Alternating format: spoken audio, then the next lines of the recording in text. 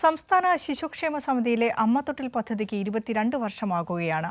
കഴിഞ്ഞ ദിവസം എത്തിയ ഋതു എന്ന അതിഥിയടക്കം 600 കുരുന്നുകളാണ് ഇതുവരെ ശിശുക്ഷേമ സമിതി അമ്മത്തൊട്ടിലിൽ എത്തിയത്.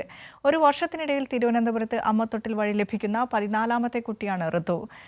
22 വർഷം പിന്നിടുന്ന അമ്മത്തൊട്ടിൽ കേട്ട കുഞ്ഞു കരച്ചുകളിലൊന്നും അതുപോലെ ഇന്നും തുടരുന്നില്ല.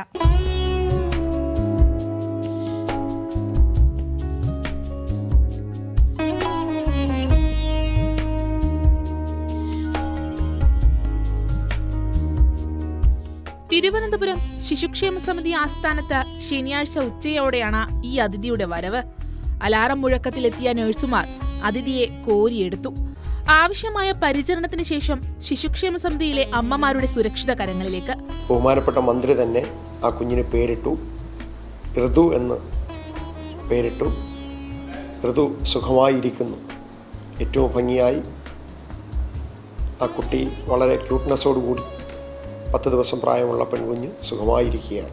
അതിഥി എത്തിയെന്നുള്ള വിവരം മന്ത്രി വീണ ജോർജിനെ അറിയിച്ചപ്പോൾ മന്ത്രി തന്നെയാണ് ഋതു എന്ന പേര് വിളിച്ചതും. 10 ദിവസത്തോളം മാത്രമാണ് ഋതുവിന് പ്രായം. അമ്മത്തൊട്ടിലിൽ ഈ മാസം ലഭിക്കുന്ന 3ാമത്തെ കുട്ടിയും ഈ ആഴ്ചയിൽ ലഭിക്കുന്ന 2ാമത്തെ കുഞ്ഞുമാണ് ഋതു.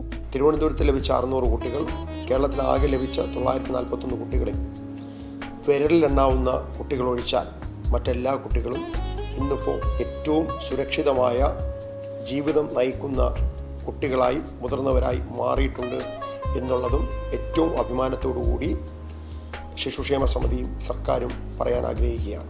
ശിശുക്ഷേമ സമിതിയുടെ അമ്മത്തൊട്ടിൽ 22 വർഷത്തിലേക്ക് കടക്കുകയാണ്. ഇതുവരെ 600 കുരുന്നുകളാണ് അമ്മത്തൊട്ടിലിൽ അതിഥികളായി എത്തിയത്.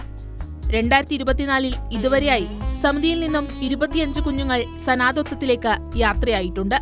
അമ്മത്തൊട്ടിൽ യഥാർത്ഥത്തിൽ ഉപേക്ഷിക്കപ്പെടാനുള്ള ഇടമല്ല, മറിച്ച് ഏൽപ്പിച്ചു കൊടുക്കാനുള്ള ഇടമാണ് അമ്മത്തൊട്ടിൽ.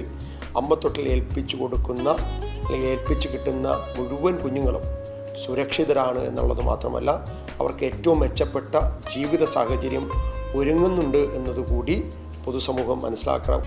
സമിതിയിലെ അമ്മമാർക്കും ഏറെയാണ് സന്തോഷം മാത്രം പകരുന്ന കുരുന്നുകളെ കുറിച്ച് പറയാൻ.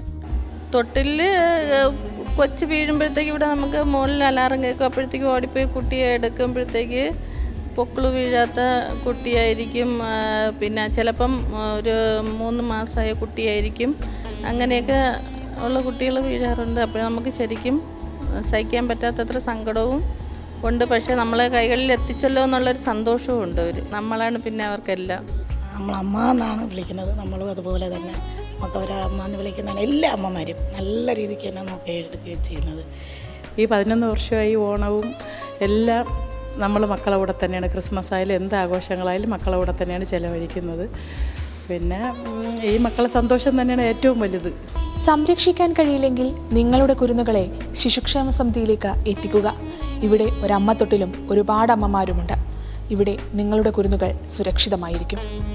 ക്യാമറമാൻ സജു കാഞ്ഞിരംകുളത്തിനൊപ്പം സുലേഖ ശശികുമാർ, കൈരളി ന്യൂസ്.